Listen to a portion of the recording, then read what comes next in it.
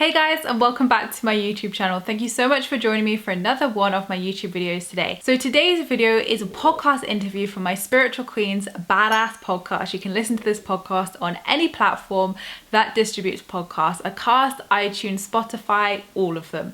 So today's interview is with the wonderful Shaman Durek. So Shaman Durek's work I've followed for a while and it's super interesting what he does. I'm gonna let him explain what he does because it is super magical and super interesting into how he sees the world, how he sees polarity, how he sees duality. And we cover a lot of things. We cover unconditional love, we cover duality, we cover the shadow self, we cover inner child work.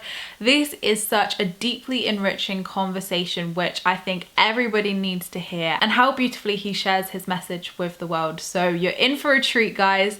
You can find Shaman Durek's website below if you want to learn more about him and obviously learn more about what I do as well. If you want to listen to any more of our amazing podcast interviews, of course you can listen to it on the podcast, but also you can find a playlist here on YouTube where we have the video interviews of some of our most exciting guests. So I hope you enjoyed this podcast episode and let me know your thoughts in the comments below. So thank you so much guys for watching. I appreciate all your views and likes. Don't forget to subscribe if you're new here because I would love to see you again soon. Don't forget to leave me a comment in the comments box down below because I reply to them all, and I'll see you all in my next video, which will be next week. Lots of love, guys. So thank you so much guys for joining me for another one of my Spiritual Queen's Badass podcast episodes. I am so excited for this interview today as we have the amazing Shaman Durek with us. So Shaman Durek, if you don't know, is a 6th generation shaman, author of the best-selling book Spirit Hacking, and a visionary for the now age. His focus is on the evolution of humanity and simplifying our lives through common sense. He's redefining what wellness means by putting the power back in people's hands so that they can consciously live their lives authentically and in alignment. Through his powerful ancient teachings, he helps demystify spirituality, making it attainable and understandable for the mainstream audience. So welcome, Shaman. Thank you for having me. It's a pleasure to be here. Oh, I've been looking forward to this so much, and I'm so excited. We've never spoken to a shaman before on the podcast. We've not spoken about this, so we've got lots of juicy questions for you today. But first of all, the one question that I love to ask everybody who comes on the podcast is, when did you spiritually awaken? What's your story? I was 5 years old. Maybe actually more than 5. I was maybe 3 years old. Yeah, 3 years old. I was in my crib. In my room, and I started noticing my different spirits and different people coming in and speaking to me and talking to me. And then, of course, my mom made it clear that it was the ancestors that were coming in, because I kept telling her, "Oh, there's spirits in my room, there's like spirits." And then she explained to me who they are and what they're doing there. So that was my first encounter, and then it just grew from there, and it got like more and more intense as the years went on. But I was already chosen to be in my family at around 11, 10 years old. I showed a great portion of the abilities that I have. And then from that point, that's when I was like, okay, I need to start, it was like this kind of very clear idea of me training and really connecting with the ancestors and also my family members and really learning. So I kind of went into both sides of the training. I went into like the shamanic side. I also went into religion as well, because I wanted to understand both. And I wanted to understand how people think and why they think the way they do, and why they choose the certain things that they do in their intellect, if it comes to sociology, and then really understanding anthropology from the perspective of human awareness, and then how we associate ourselves as a collective, and also individual as well. So I wanted to be able to get that at a very young age. So I started really getting into that about 13, 14 years old, really studying and getting involved in sociology and anthropology, whereas everyone else was doing like kid stuff. I would do that as well, but I also was doing a lot of my studying and being able to be the shaman that I was born to be. Amazing. So you mentioned your mum, and I've read this in your book as well, Spirit Hacking. So was your mum spiritual then? I mean, was it good to have that influence in your life guiding you and saying, this is what's happening? I would say absolutely, because I would say that I wouldn't have become who I am today if it wasn't for my mom really, guiding me, and also my aunt guiding me, and my sister guiding me, and my nieces guiding me. It's been like a whole thing, but really it started with my mom. And then my father finally stepped in eventually, because he was kind of like apprehensive about it, because he didn't think, how can I be able to survive in a world that's very different from how he grew up. And now, where the world is and moving in more of that modern time, how am I going to be accepted by society when you don't have a huge portion of people who understand that? Whereas in where he grew up, and he grew up in Nolens, but he grew up in a place where everyone were very much in touch with those energies and spirituality and so forth at that level, because a lot of people came from Africa and different places and Native American and things of that nature. So I began to have that support of my mom has been really intelligently resourced, because she's helped me be able to times where I wanted to throw in the white towel and be like, I'm done. I don't want to do this anymore. I just want to live a normal life and be a normal person and have a normal job. And she's like, that's not why you were created. You're not here to have a normal life and a normal job and, all these types of things. You're here to serve the people. And so, you need to really put that aside, or maybe go on a walkabout, experience those things and see if those things actually connect with you on a soul level. And if they don't, then come back and be who you were born to be. And that's how I've been living my life. Amazing that you had those positive influences from a young age as well to, like you say, understand it and have guide you as well. So let's talk about shamanism then. So many people might be listening to this like, what on earth is that? What's a shaman? So what is shamanism and how did you become one? Yeah, so shamanism is not the woo-woo base that people make, because of Hollywood loves to depict shamans as these crazy guys who walk around with skeletons and bones and rattles and shakers and all this kind of stuff. Shamanism is actually really about understanding human development and human ecology, recognizing anthropology, sociology, connectivity to nature. So it's all about relationships. Shamanism is built on the foundation that the key for all tribe cultures, and that means African tribes, Mongolian, Sami people, any type of tribe that has ever been on this earth, the foundations of shamanism are the same, and it's all based in relationship. It's relationship to helping people in the tribe thrive, to be able to see their relationship to the food they're eating, to the way they hunt, to the way they resource and gather, how they utilize those resources. Are they beneficial for the balance of nature, or is it taking more than what they should be taking? And how is it that people are operating in their autonomy versus in their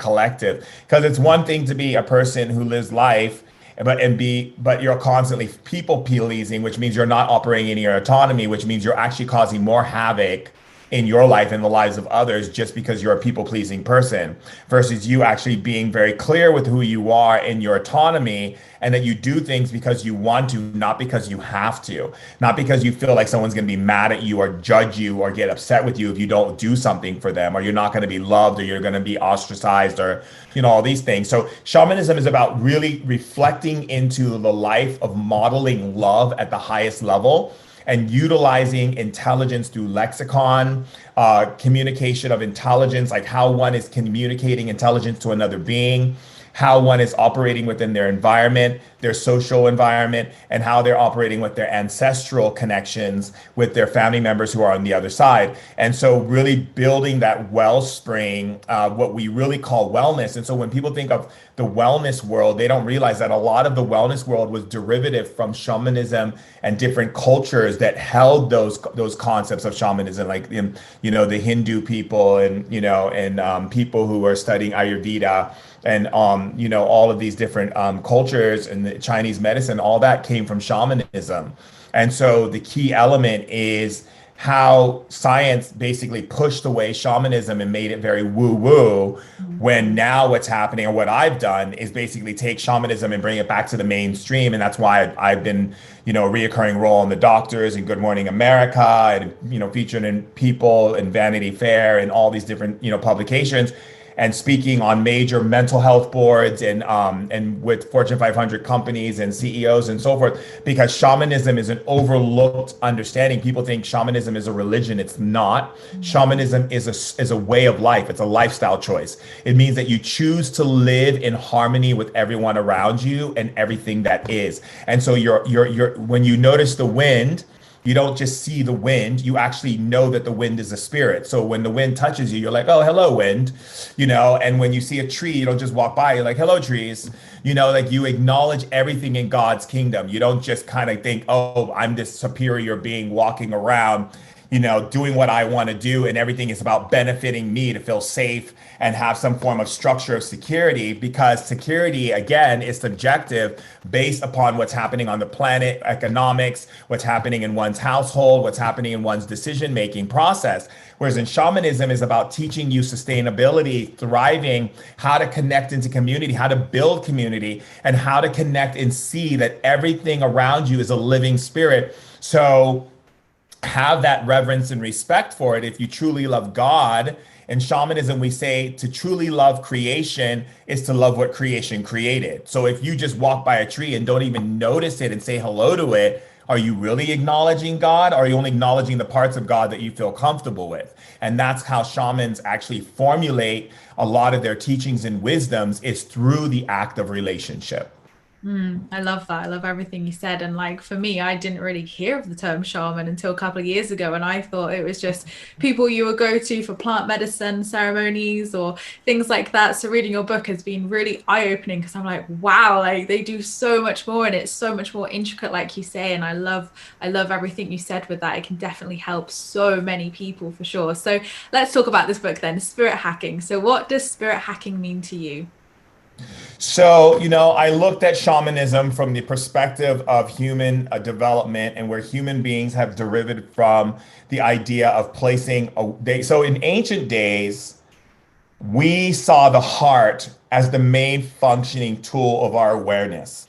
So we communicated from the heart, we listened to people through our hearts, we made decisions from our heart, and we understood that if our heart was not in alignment, it wasn't in alignment with us. And as science began to grow and develop, which came out of shamanism, because the shamans were the first one who integrated with the plants and the nature and started helping people, making certain types of healing and rituals. And then it turned into the royal families and the kings and queens offering the shaman an opportunity to have more availability to equipment and technology. And they became the alchemists, and then the alchemist became the physician, and the physician became the doctor. But it's the same. It's just, but what they did was they took away the heart element, and they made the mind, the brain, be considered the most important organ in the body. So then they built a whole psychology based on the brain. And so literally what happens is when people are operating in this kind of like brain thinking mentality, they don't realize that the brain is a polarity organ. Its whole purpose is to create duality. The duality is subjectively created by your upbringing, your association to what you believe or not believe, and what domestication behaviors you've learned through your parents through trial and error. So, for instance, if your parents said, no, don't do that, instead of you saying, well, that's their fears, that's something that they haven't worked through, children will accept that don't do that because they don't want to be not loved, and they don't want to be ostracized, and they don't want to be made fun of, and they don't want to be neglected. So children will naturally go along with what their parents' system is, but their system could be flawed. So when you grow up, then you go, oh my God, I have spending all this time backpedaling, going back and going seeing psychologists and psychotherapists and healers and all these things to just clear up all the lies that I was told of my ability to be this immense, powerful being of possibility, right? This quantum creator. And that's a problem, you see. And so, we have to move into a space of realizing that the potential of humanity is not governed by one system. It's governed by our ability to engage and to be non-threatened by other people's beliefs, ideas, or ways they choose to live their lives, so that we can live in congruency, or in harmony would be the better word, with each other. I love that. I love every single thing you said. Yes, yes, yes. So in your book, you talk about the blackout, and this really intrigued me. And when I read the chapter, I was like, oh my gosh, because this book was published in 2019, wasn't it? So what is the blackout and how can we navigate this? So, we're talking, the question you had before, which we're talking about, like the spirit hacking. I've taken shamanism and moved it into psychology and kinesiology and understanding of human development and emotional intelligence and created what is called the spirit hacker.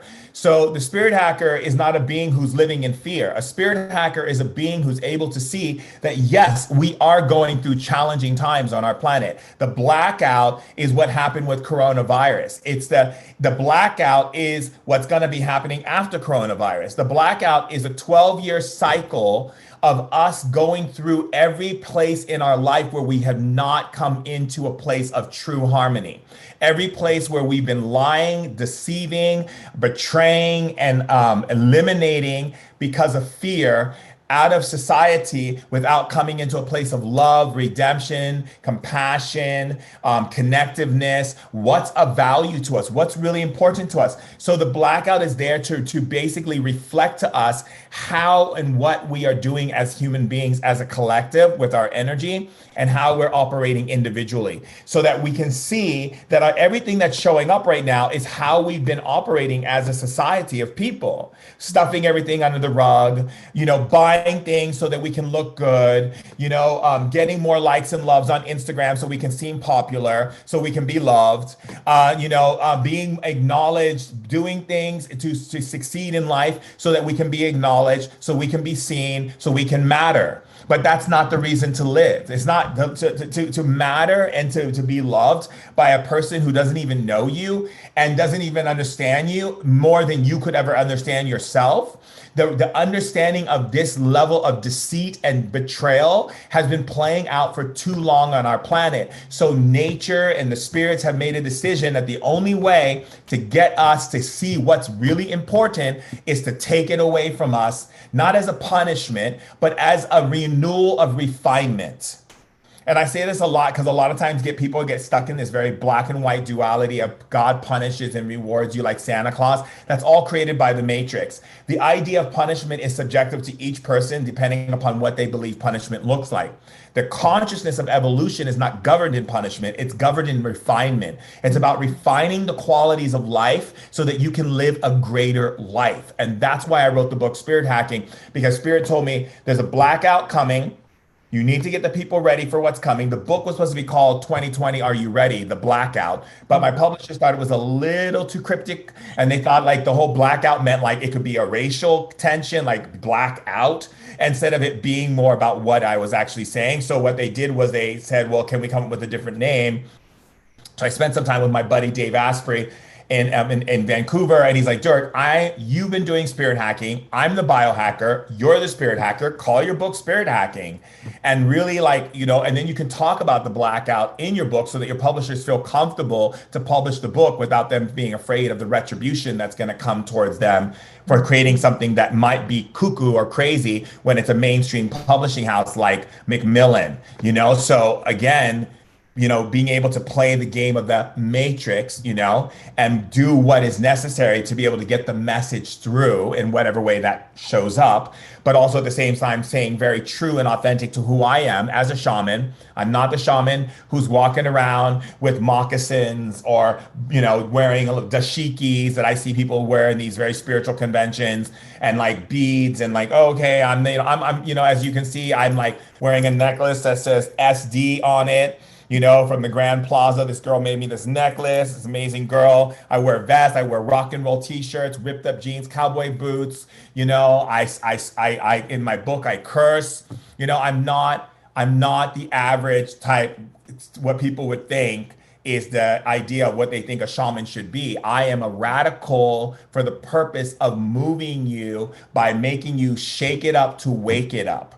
Right? And so get you out of your boxes and your belief systems that this is what a shaman is. This is what a woman is. This is what a man is. This is what a gay person is. This is what a this is.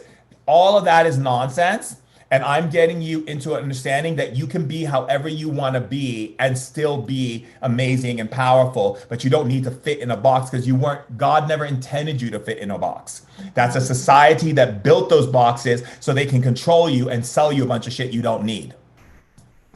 Amen to every single word you said there. I was like, yes. Loved it all. And like you say, I bet your publishers are like, oh my God, everything you wrote came true. Oh yeah, they're tripping. They're like, I wish we would have went with that book. I was like, yeah, But it okay. came out the way it was meant to. And, you know, like I said, although we're only a year into this 12-year period, it's, you know, I think it's great for people to read, to understand more what's happening, like you say, and how we can shift. And I think everybody listening, and I know I'm myself, and I don't know about you, like I've completely changed in the last year. I'm like, I've shed so many layers, I've done so much inner work. And I think, you know, we're going to continue to see that over the next few years as we transition, like you say. Because I've heard Diana Cooper call it the golden age. Is that what you call 2032, or do you have a different name for it? I wouldn't call it the golden age quite yet. I would definitely say that we're moving through the period of darkness on our planet. That's why we had all those eclipses. It was preparing us for the shift. And everything that happened with like 9/11 and all these were all precursors to the birthing issues of humanity that are being played out on the grand stage of life. And I think the golden age will come when we have made a decision as a collective of global citizenry that we are choosing on our planet to be done with war. Mm-hmm. Because there's no need for us to kill our brothers and sisters for the sake of some government that's telling us to do it, Mm-hmm. you know, and then rewarding us with some kind of like college education or some kind of like, some kind of retirement fund. But this is what you get for dropping a bomb on someone that you don't even, that is still your brother and sister in God. We're all connected. So you're literally dropping a bomb on your own family members. And we haven't yet gotten to a place of realizing that the reason why there's so much chaos and destruction in the world is because human beings don't feel loved and appreciated and valued. So you have one country who feels like they're being disregarded and all the money and all the support is going to someone else, but not to them because no one understands their belief system. So then they get angry and they're like, we want to get back. And then they become the terrorist.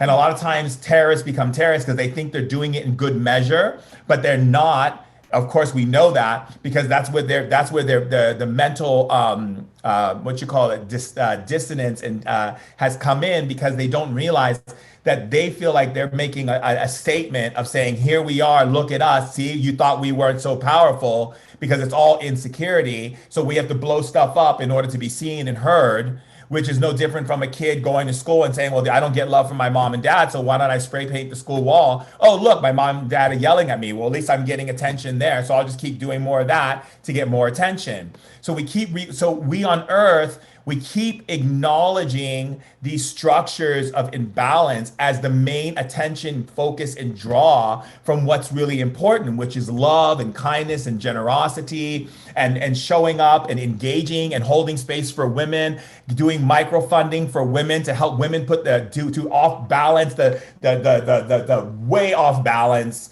nonsense of men holding the coin purse to women actually having position in power to be able to have money to build businesses that are thriving and supporting the community because women are always thinking about community and men are always thinking about themselves. And the key element is getting out of men thinking about themselves because they're always stuck in fear that they're not going to be able to survive. And women are always really stuck in this idea that they can't survive unless everyone survives. So they always sacrifice and they, everything to everyone around them and burn themselves out. And no one is going in and saying, hey, let me give you this amount of money. Let me give you this. Let me give you some seed money for this. So you can change the economical standards that's happening on Earth and really bring about a new understanding of what it means. That's why I'm very much into decentralization. And that's why I'm into Bitcoin and the BitCloud, because I feel that the system, the government keeps printing more and more money, and the more they print more and more money, the money becomes less valuable, less valuable, less valuable. So where you think you have all this money in the bank, before you know it, your bank can call you one day, just like we had the whole situation with Corona. All of a sudden, the banks are going to call everybody and be like, "I'm sorry, but your money has no more value. It's all gone." Which we Then wouldn't what are know what people to going to do with. I mean, What you are they can going to do? imagine that. Like, I used to be a banker, I used to work in a bank, and like, I can't even imagine what that would be like for people and how, it would destroy so many lives and people would be, without. But like you say, with crypto coming in and everything, it's, that Aquarius age of challenging us to look at different ways, new ways of doing things. And like you say, putting the power back in the people's hands and Yes. creating that. Yes, yes, yes. So I'm learning about crypto. I've got a little bit myself. I'm like dipping my toes in as such, but no, it's definitely, I agree with you. It's definitely It's interesting. so important right now that we stop going in this merry-go-round of the way we've been operating as human beings on earth. That's why things are shaking us up right now. It's not trying, I told my friend, I said, you're suffering only because you don't know how to adapt. If human beings learned adaptation from a young age, that things will change. Your restaurant that you go to may close down one day. Just be okay with this. It's like the person you're dating, you might wake up and realize that they're not amplifying the highest amount of love with you. So you might just choose to let them go with love and not have to go through this crazy battle of hate and anger, and you hurt me and you betrayed me. It's like, no, you did me the greatest favor. You revealed to me who you are so I can make a decision of who I am. Thank you. No, we play victim. Oh, my pain body, my hurt, I'm so hurt, I'm so this. This is so ridiculous. Moving through the Aquarian age is the water bearer. It's the one who dumps out. It doesn't say he holds on to the water and puts it in a jug and hangs out with it. No, he dumps it out and grabs more water. So if the water bearer of Aquarian age is about us being able to see that there are different ways to do things, different ways to operate, wouldn't it be in our best interest as a civilization of humanity to learn to be more flexible, more, changeable, more comfortable with adaptation so that we can understand that sustainable evolution is not found in material possessions. It's found in the one who's able to adapt? Mm-hmm. Exactly. And I think that's the one thing I see, like with my work, I talk mainly about the law of attraction. And the one thing I see time and time again is people like, how do I deal with change? How do I deal with uncertainty? How do I let go? And that's been my number one lesson. Absolutely. And it's been, God, hard, but the lessons that have come in, I'm like, thank you. As awful as that was at the time, it taught me how to, like you say, adapt, be comfortable with the uncertainty, and to be able to realize, I guess look at it from more that spirit perspective than my human perspective of like, oh, that relationship ended. Oh, that ended. Oh, this happened. And actually it's like the person I am now is like so way better off than she was like 4 or 5 years ago. So I love what you say about the evolution side of things. Absolutely. So I want to talk about the shadow self because I don't talk about the shadow self enough here on this podcast, and you're the perfect person to ask this to. So what is the shadow self and why is it important to embrace this outside of duality? So the reason why is because most people who live on Earth play within the field of duality because the matrix has built it that way for you. The whole understanding of competition, and when you're going to school and you have to get good grades. So if you get good grades, you get rewarded to move on and you get a better life. And if you don't, then you're an outcast and you have to work some crappy job. All of these things were set up to create a division of those who have and those who don't. And the consciousness of duality is also held within the good and the bad. And so people have been using dualistic structures to basically solve major world issues, and not even just the world major issues, but just individual conflicts that they may have with a friend or a family member in the most, what I call, imbalanced way. Because the idea of putting anything in duality and utilizing your polarity brain to actually make a decision takes you out of synergy, takes you out of quantum energy, and puts you back into the seat of separation and division. So the shadow has always been looked at as this evil thing that you have to deal with, this part of your being that you have to confront. But what people don't understand is that the idea of confrontation is not meant to be one of negativity, but one of joy and pleasure and elation for the ability to see and witness your power through truth. That means what? That means your truth and my truth are completely going to be different, but I'm not here to tell you that your truth is wrong. You have to find that out with your shadow, because your shadow is your higher self in disguise, playing the game of your shadow to see if you are so much a being of love that you would take it out of duality, of quantum entanglement, and bring it back to what it really is, what it's your light in disguise. It's the part of your being that will never lie to you. It's a part of your being that will tell you exactly what you're doing. If I say shadow, what do you think about me eating this? It says, absolutely not, because you're eating this, you're about to go to bed, you're going to gain so many calories, your body's not going to be able to get rid of it, and then you're going to get in a scale and beat up on yourself. It's not necessary. Don't eat it. It's not going to be like, well, it's up to you. No, the shadow is your light. It is the part of your being that holds the highest truth for you, so that you can be in what we call in a resonant field of harmony, right? That means that you are operating in full integrity, full autonomy, full awareness of yourself, so that you know how to integrate, connect, and engage with other people in a harmonious way versus a disharmonious way, because you are in disregard to your own self. People only act against themselves because they're against themselves. That's it. When people say mean things, it's not because it has anything to do with you. It's because they're doing it to themselves. When someone says, I don't feel like anyone understands me, what they're saying is, I don't understand everyone. They're communicating to you from a polar opposite that's been created out of the separation of duality, and the fact that they don't want to take full responsibility, which I mean the ability to show up with love towards the things that they have created judgments about. So a person who has money problems will say, I have money problems. I'm like, you don't have money problems at all. What you have is that you have a bad relationship with money. The spirit of money that wants to be in your life to create this over flourishing of abundance and prosperity, so you can bring good things in your life and good things in other people's lives, is not getting the great relationship. You have more better relationship with your coffee and your latte and your mocha cappuccino than you do with money.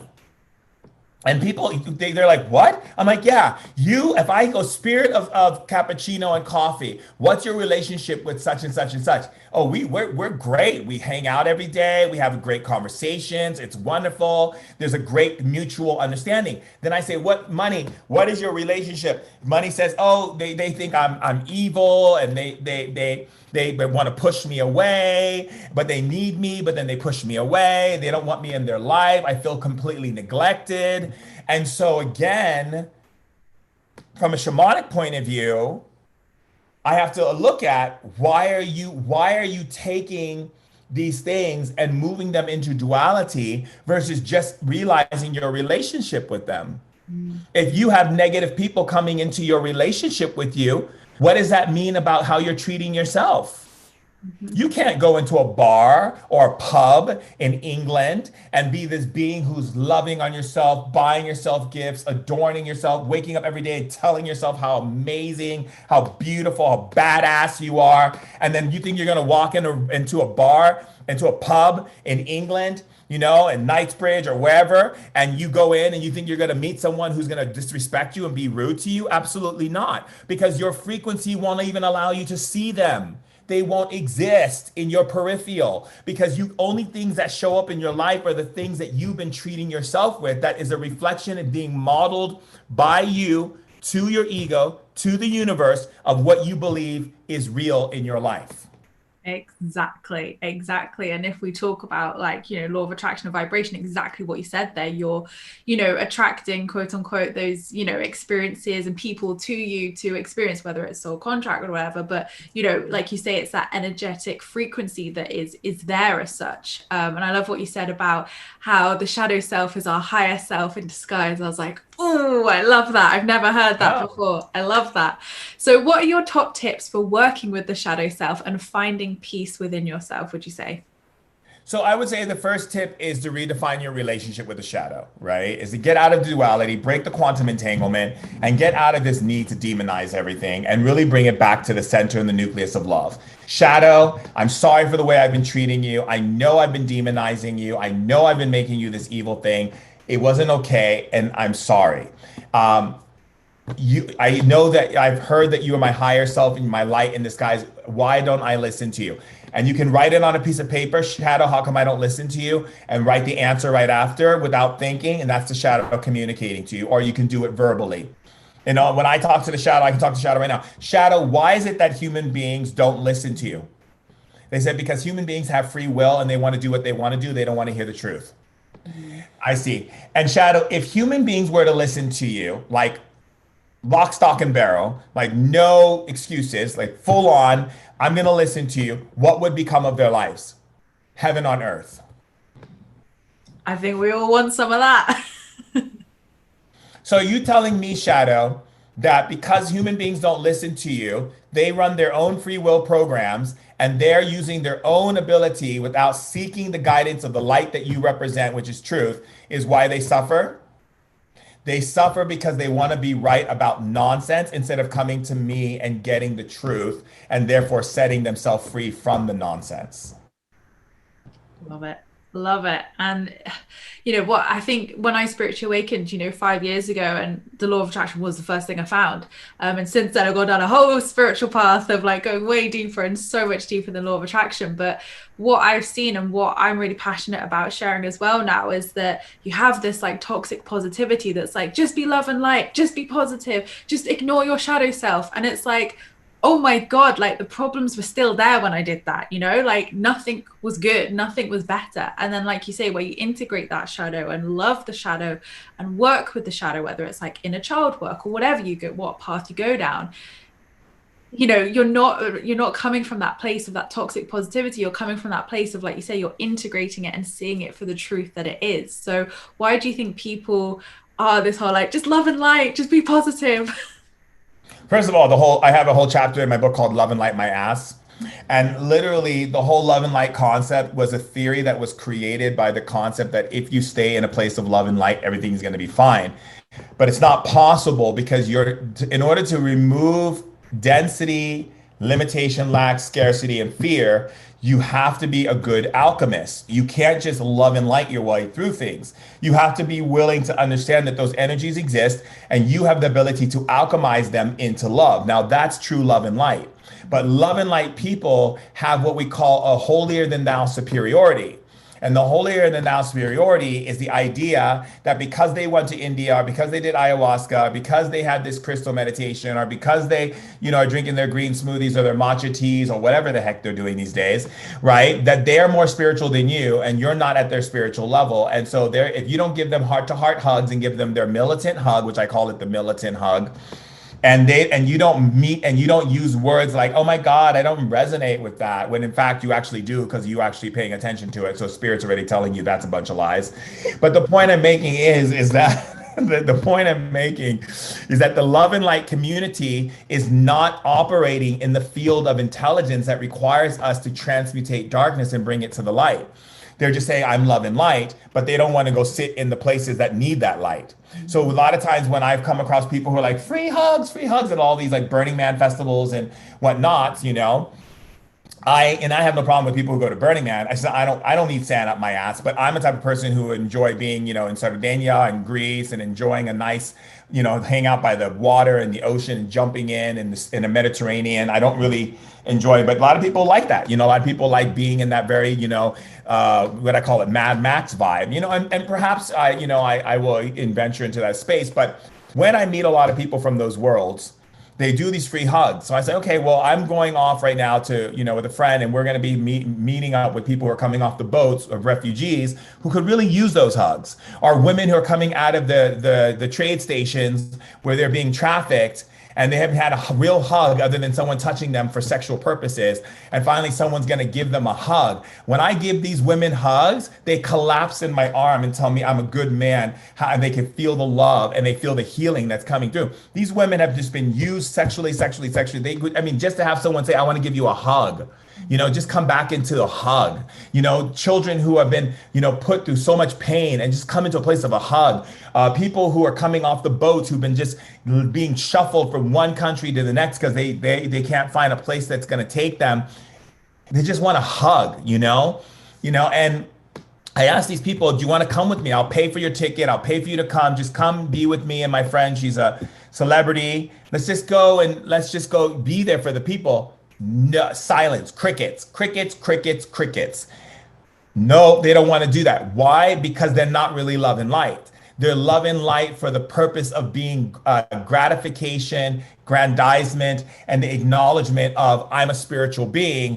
But spirituality isn't antiquated based upon you saying that you're spiritual or doing spiritual actions like going to India or taking ayahuasca or basically doing your downward dogs at your yoga studio every Wednesday, Thursday, and Friday, that doesn't constitute you as spiritual. Those are things that you're doing to be able to deal with things to get you to be more spiritual, but it doesn't mean you're spiritual. Spirituality is evolution, and evolution can only happen when you're willing to embrace, engage with another person and teach them how to be in their power and how to put the power back in their hands and how to be autonomous so that their cups get full, and then what runs over their cups goes into another vessel and another vessel and another vessel and another vessel, and before you know it, you got as amazing people's lives that you've touched by the millions just by that one integrative love experience of being an ambassador of love to that one person that is now translated to millions of people. And that is the true value of success on our planet.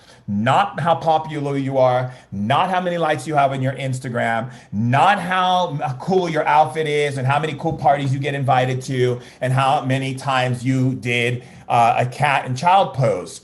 It is literally about your interface with life. And that to me, that whole love and light culture, I'm not here to make it like this bad thing. If that's what people want to do, then you go ahead and do it, but just get out of my way when I'm at the front line. I don't need you trying to say you're going to come to the front line and you're not really going to come to the front line. It's like what Dr. Martin Luther King said. He said, the people who are the worst in the world are not the racists, people who are in your face calling you names and slurs out of their mouth of vulgarities. It's the people who see the problems in the world and do absolutely nothing to change it. That, I believe, is something that I believe very strongly in the core of my being and what I stand for. Mm-hmm. Absolutely, 100% agree with you there. Everything you said, just yes, yes, yes. So my last question to you today then, before we let you go, is what is one piece of life advice that you would like to leave my listeners with?